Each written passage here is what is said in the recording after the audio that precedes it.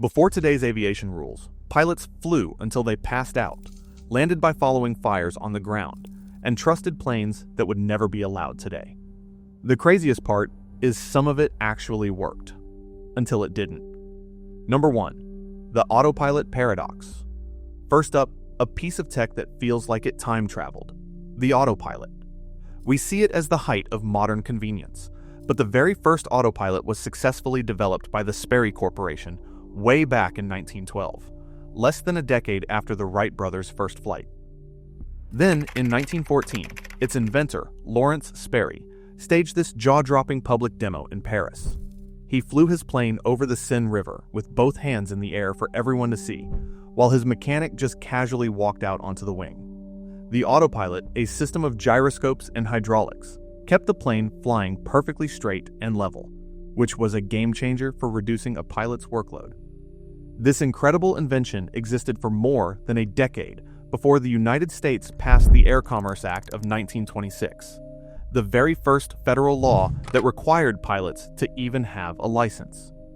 So, you had a machine that could fly a plane by itself, but the person at the controls might have had zero formal training, no certification, and no rules about flying until they dropped from exhaustion. The autopilot wasn't a luxury, it was a lifeline, a desperate attempt to bring some stability to dangerously unstable planes in a dangerously unregulated sky. Number 2. Navigating by fire and arrows. Before GPS or radios, pilots had to figure things out the hard way. They flew very low so they could follow roads and train tracks, using only a compass to know direction. At night, airports would light big bonfires so pilots could see where to land. Crashes were common. In 1923, the government added giant yellow arrows on the ground with tall towers and spinning lights. Pilots followed these lights across the country at night. But if fog or clouds covered them, the lights disappeared, and pilots were lost. Even some pilots had to jump out of their planes because bad weather hid the lights. Flying back then was mostly guessing and hoping. Number 3. No license, no problem. Today, becoming a pilot means thousands of hours of training and strict certification. But before 1926, the sky was the Wild West. There were absolutely no federal rules for pilot certification. Literally, anyone who could get their hands on a plane could fly it, and their training was something vaguely called instinct. This total lack of standards meant the industry was plagued with crashes. Some flying clubs started issuing their own certificates as early as 1911 for a bit of prestige, but they weren't required by law. The state of Connecticut actually passed America's first statewide aviation law in 1911 to try and regulate aircraft and pilots. But it took until the Air Commerce Act of 1926 for the federal government to finally step in. The act ordered the Secretary of Commerce to start licensing pilots and certifying that planes were actually airworthy. The very first U.S. federal pilot's license, License Number 1, was issued on April 6, 1927.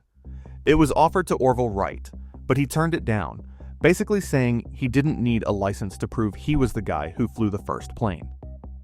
Even air traffic control was a free-for-all. Before radios, the first controllers used flags. Picture this. One of the earliest controllers, a man named Archie League in St. Louis, used a wheelbarrow full of different colored flags to tell pilots when it was safe to land. It was a one-way conversation. Pilots had no way to signal back. Number 4. The fly-fix-fly philosophy. Safety wasn't just a low priority in early aircraft design. It barely existed. The philosophy was basically fly, crash, fix, and fly again. Engineers would build a plane, watch it crash, and then sift through the wreckage to figure out what went wrong so they could patch it up for the next flight. Deadly accidents weren't seen as failures. They were a part of the R&D process. Flying was unbelievably dangerous. Most planes in the 1920s were built from wood and fabric, which weren't just weak, but also incredibly flammable. A single spark from an engine could turn a small problem into a fireball. It took a major tragedy in 1931 to finally force a change. A Fokker F-10 aircraft crashed, killing the legendary Notre Dame football coach Knut Rockne. The investigation revealed that moisture had seeped into the wooden wing, causing it to break apart in midair.